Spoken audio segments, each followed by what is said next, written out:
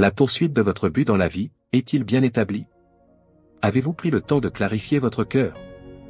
Parfois, il est possible de ne pas savoir pourquoi nous faisons certaines choses. Et ce n'est pas un péché. Prenons l'exemple de ceux qui, en se mariant, ne savaient pas que leur conjoint deviendrait pasteur. Lorsque cette vocation apparaît soudainement, cela peut bouleverser les plans de vie que vous aviez imaginés pour votre famille, vos vacances, vos projets. Vous vous retrouvez peut-être dans un dilemme, car votre vie semble avoir pris une direction différente.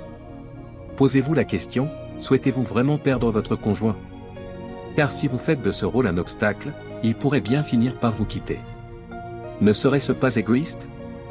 Il est essentiel de comprendre que vous êtes appelé à vivre pour quelque chose de plus grand que vous-même. Et peut-être, en étant patient, un jour Dieu vous parlera aussi. Il est important d'apprendre la patience et d'accepter que Dieu parle de façon différente à chacun.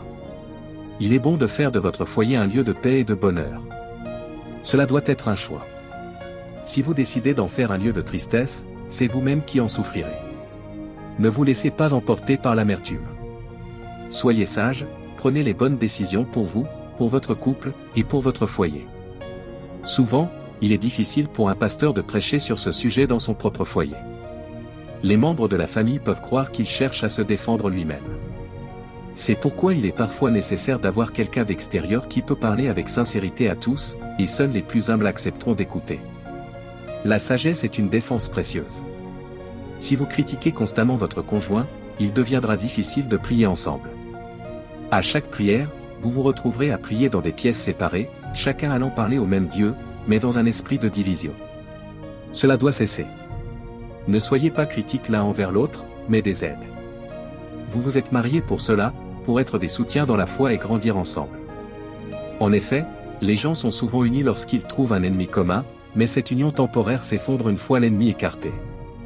Ne laissez pas cela détruire votre foyer. Aidez-vous à grandir dans la foi. Priez ensemble. Fixez des moments pour cela.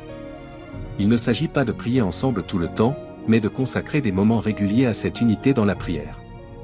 Vous verrez alors à quel point vous deviendrez une bonne équipe au service de Dieu. La paix régnera dans votre foyer, et vos enfants le ressentiront. Lorsqu'ils vous voient prier avec joie, ils apprendront eux aussi à prier, et cette habitude deviendra naturelle pour eux. Lorsque vous priez, priez avec humilité et respect, comme Jésus l'a fait. Jésus priait avec des mots soigneusement choisis, en toute humilité. De même, Paul, à travers ses lettres, nous montre une prière empreinte de révérence. Nous vivons à une époque de grande tromperie. La Bible nous met en garde contre les faux enseignants, les faux prophètes et les faux frères. Utilisez les Écritures comme guide pour discerner la vérité. C'est pour cela que nous vous encourageons à étudier la parole vous-même, pour bien comprendre. Restez affamés de la parole, et ne laissez pas l'illusion vous détourner. Enfin, ne vous laissez pas entraîner dans des courses effrénées, cherchant des réponses ailleurs. Cherchez d'abord la sagesse de Dieu. La puissance de Dieu réside dans votre quête sincère de la vérité. Soyez patients, fidèles, et sachez que Dieu agit en son temps. Alléluia.